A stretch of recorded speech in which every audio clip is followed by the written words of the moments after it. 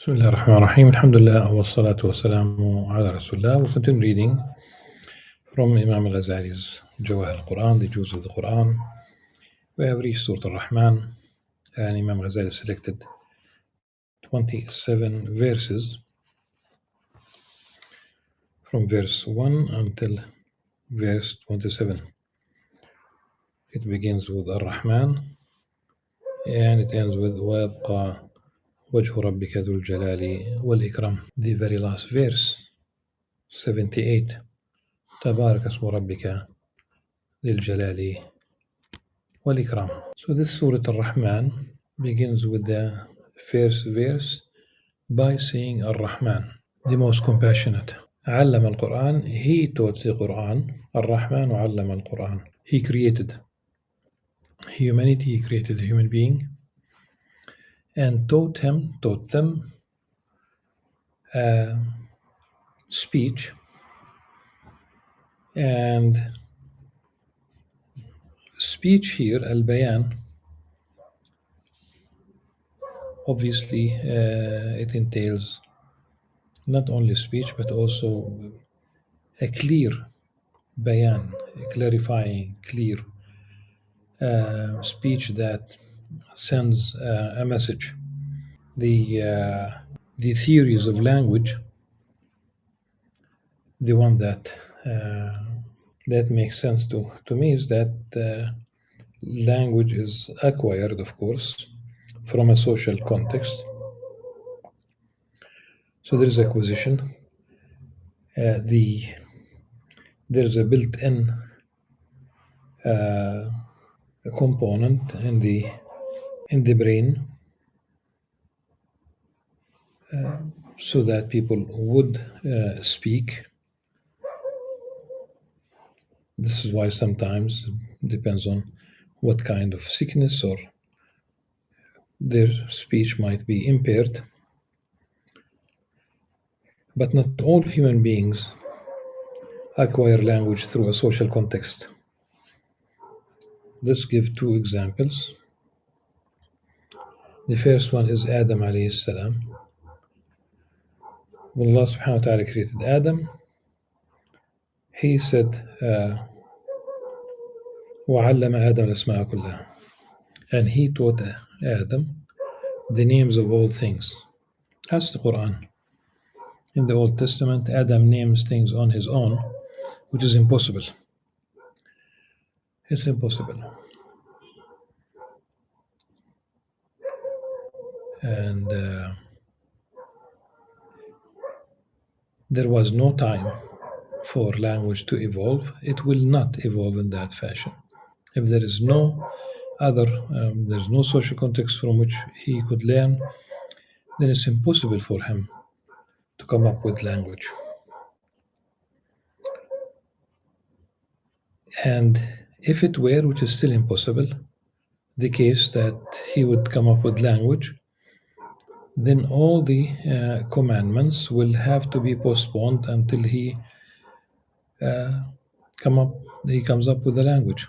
So there'll be the whole story of the prohibition of that one specific tree in the Quran would have to be postponed until Sayyidina Adam alayhi salam comes up with the idea of a tree and prohibition, and that he should really be watchful, careful not to heed the invitation of Satan. It's impossible for Adam alayhi salam to come up with language. It has to be from Allah subhanahu wa ta'ala. No social context, no parents, no siblings, no one. He's the first. So the language has to come from Allah subhanahu wa ta'ala. The part of the brain responsible for the language. And the example of Jesus Christ, peace upon him, is like the example of Adam in terms of be and he is, but also in terms of language. The difference between Sayyidina Adam alayhi salam and Sayyidina al-Masih alayhi salam, Jesus Christ, was upon him, is that Jesus Christ did have a social context, but there was no time to learn the language from social context. So Allah subhanahu wa ta'ala granted him also the ability to speak. He was the one who spoke when she gave birth, when Maryam alayhi salam gave birth to him. And this is why she felt comfortable going home carrying a baby, her baby, almost 2,000 years ago. I would assume that even the most liberal family, for a young woman to come home with a baby of her own, with no marriage and no news about whatever or whoever is the source of this baby. So her family definitely was shocked, and it's apparent. Now she was the one who could speak, but she pledged a vow of silence, and she pointed to Jesus Christ with him, and he spoke. And he began by saying, Inni Abdullah, I am the servant of Allah subhanahu wa ta'ala. Atani al-kitab, waja'al nabiyya, etc. So he spoke as a baby. And the first revelation is a commandment to read, to recite, to proclaim, still language. And what we are doing right now is only possible because of language, because of this gift from Allah subhanahu wa ta'ala. الشمس والقمر بحسبان, the sun and the moon travel with precision. There's a certain calculation. بحسبان, once we discover this حساب, then we'll be able also to calculate لتعلموا عدد السنين والحساب. So based on the phase of the moon, based on the our position vis-a-vis the sun, we would know what time of the year, of course, we calculate. And the stars and the trees bow down in submission. The universe submits to the will of Allah subhanahu wa ta'ala. And as for the sky, He raised it high and set the balance of justice. There is in this universe, from everything is in balance, and we should not really tip the scales. Do not defraud the scales.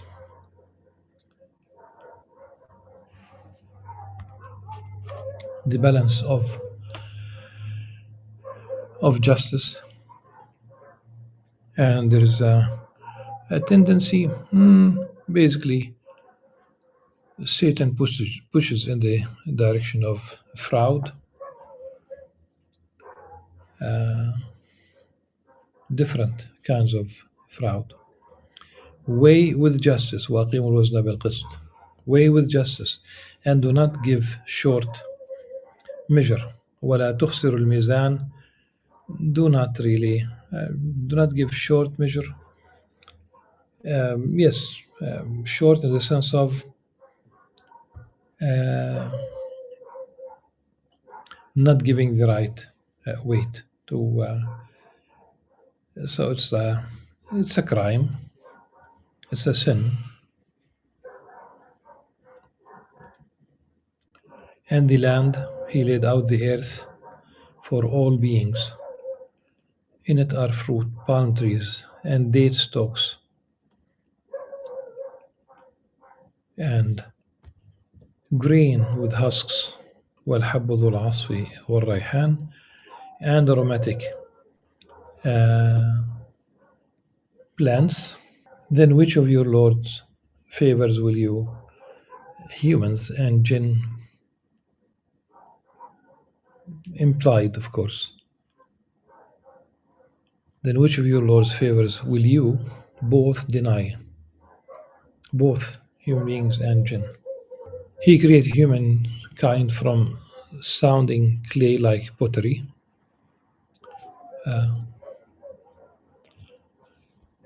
which also means that Sayyidina Adam alayhi salam was created from earth, on earth. The Jannah is the in which he existed is Jannatul Ard. Allah subhanahu wa ta'ala a'la wa a'lam. Obviously, he was created from this earth, and our universe should not have had any like physics becoming biology coming into life. This cannot take place except with as an act of creation. Our universe was sterile. Remember that this universe was at the beginning it had the temperature of quadrillion Celsius, something unimaginable. So it's something not from within the universe, it's something from without, and not talking about spatial relationship. The cause of this is Allah subhanahu wa ta'ala. He created the human being, and He created jinn from a smokeless flame of fire. من نار. Now we have something that will be repeated many times in the Qur'an. This verse, this phrase, then which of your Lord's favors will you both deny? It will be repeated time and again in the surah. فبأي آلاء ربكما تكذبان رب المشرقين ورب المغربين. He is the Lord of the two east and the two west. Again, فبأي آلاء ربكما تكذبان. Then which of your Lord's favors will you both deny? مرج البحرين يلتقيان بينهم برزخ لا يبغيان. He merges the two bodies of water, of fresh and salt water, yet between them is a barrier that they never cross. فبأي آلاء ربكما تكذبان. Then which of your Lord's favors will you both deny? It continues. فبأي آلاء ربكما تكذبان. Now back to رب المشرقين ورب المغربين. He is the Lord of the two east and the two west.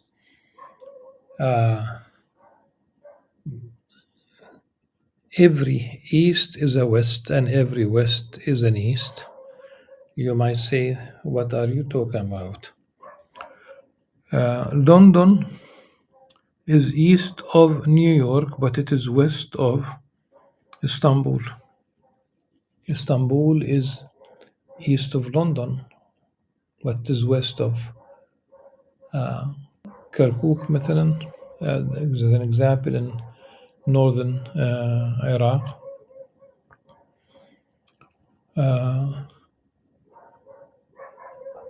Cairo is east of Tripoli, of Libya, the capital of Libya. Tripoli is west of Cairo, but east of Tunisia. Tunisia is west of Tripoli, but it is east of Algiers. One can go on and on. Every place, not exactly. The tip, if you talk about the North Pole and the South Pole,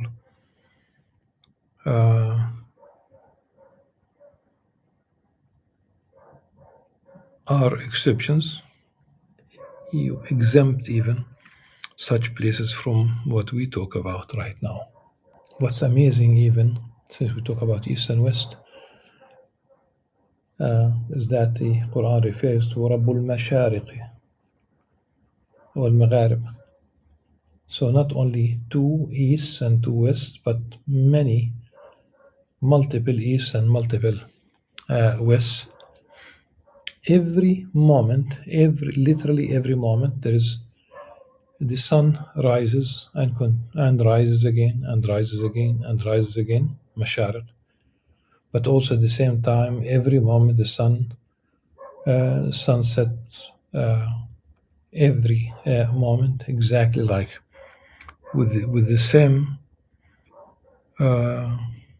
number, same every moment for the sun. From one aspect it is rising, from another it is also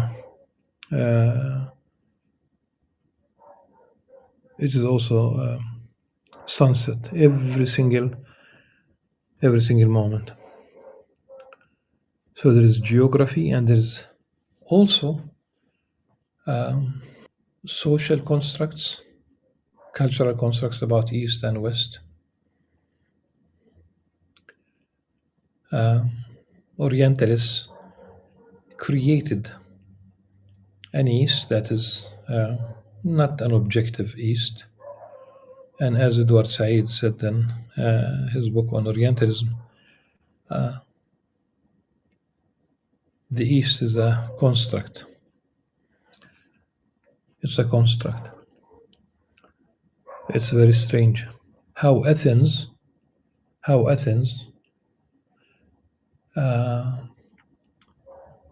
is like if you fly from Athens to, for example, to Casablanca, to Rabat in Morocco, you fly west to the east. That's a construct, Morocco being part of the east. And you fly from Morocco to Athens in Greece. You fly to the east so that you'll be in the west. Think about it. مرج البحرين يلتقيان. Here it says fresh and salt water. That's fine, but one should know that this is one example. This is one example of the possibility of these two bodies of water. Al-Bahrain, the two seas,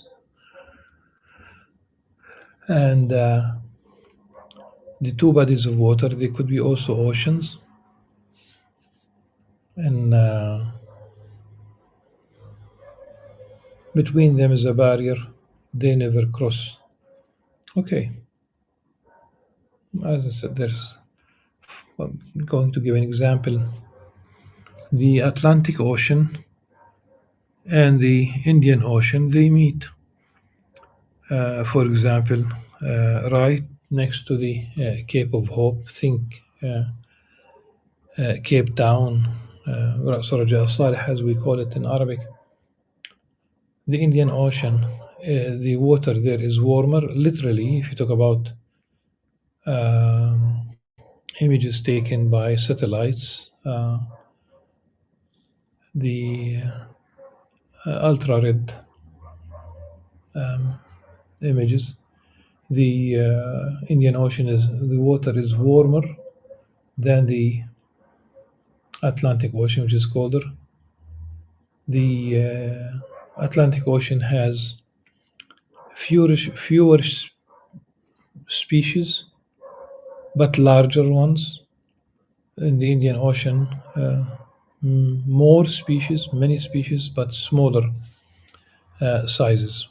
That's also one possibility of looking at Maraj al-Bahraini يلتقيان.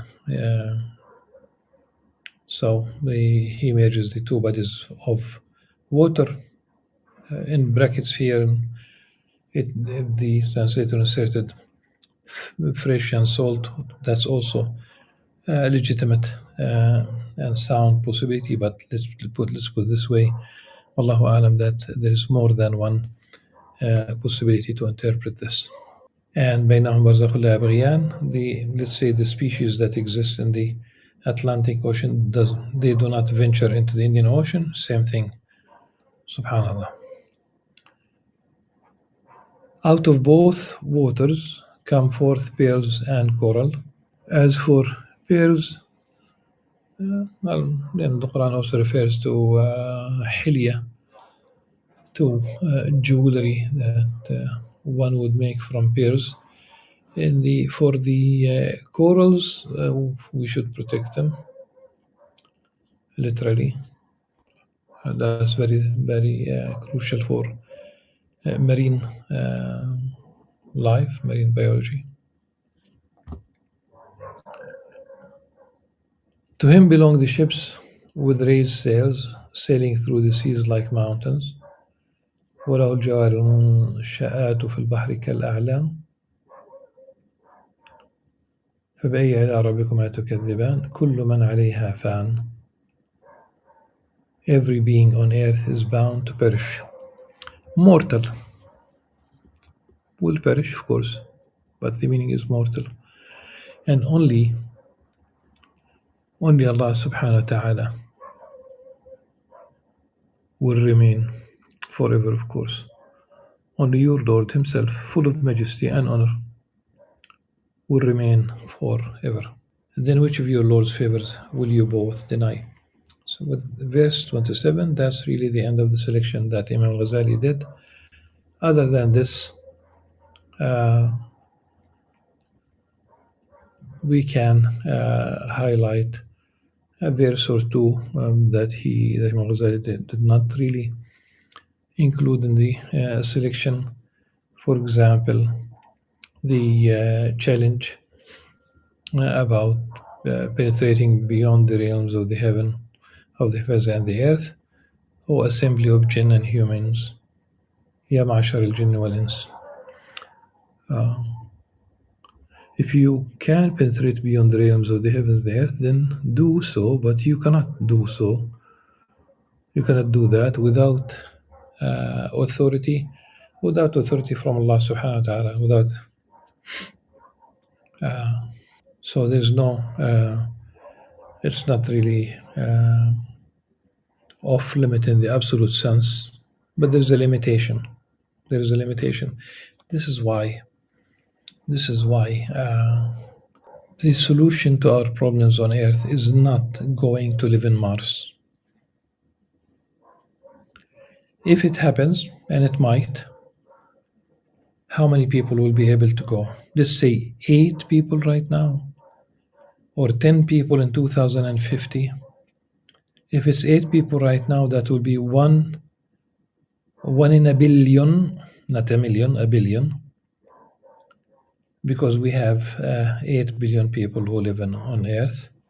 If it's in the year 2050, they expect the number of people on Earth to become 10 billion, then that will be still 1 in a billion. Beyond this, like when they say that they found an Earth-like with planet, and sometimes even a few of them circulating in the same star, and you talk about light years, okay, and people busy themselves thinking about the you need a literally, it's just like Star War but without the wars. You need a massive spaceship that can host enough males and females, a very large number really, who will procreate throughout this almost endless journey. And they need to train the younger generations time and again about how to pilot the spaceship in the direction of this planet and somewhere in the universe. And of course, you need food for this journey. And think about it, since you are going to procreate, you need all these diapers, and you need all, or whatever you would like to think about the sustainable. And how many, I don't know what is it's going to be, cans of tuna, like millions of them, or whatever is the number. So it's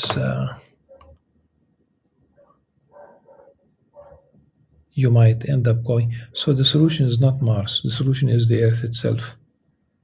Let's stop polluting and let's stop waging war and let's stop the injustices that the North is inflicting on the South. Let's stop the undemocratic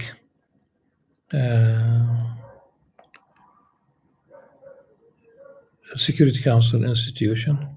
The solution for that particular office, again, is not to add one more or two more members. As long as there are vetoes, then it's undemocratic and it's really preventing peace from taking place on Earth. So it doesn't make much difference when the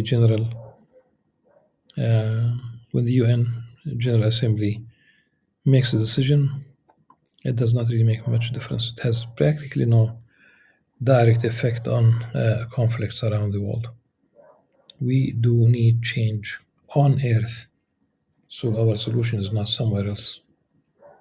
And ultimately, it's going to be in vain.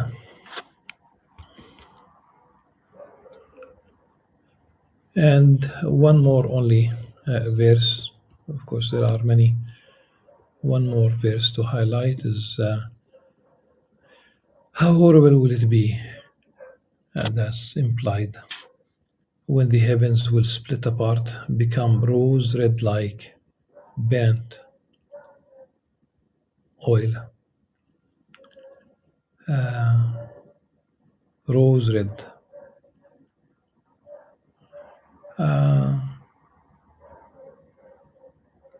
The direct meaning, I think this is what comes to my mind.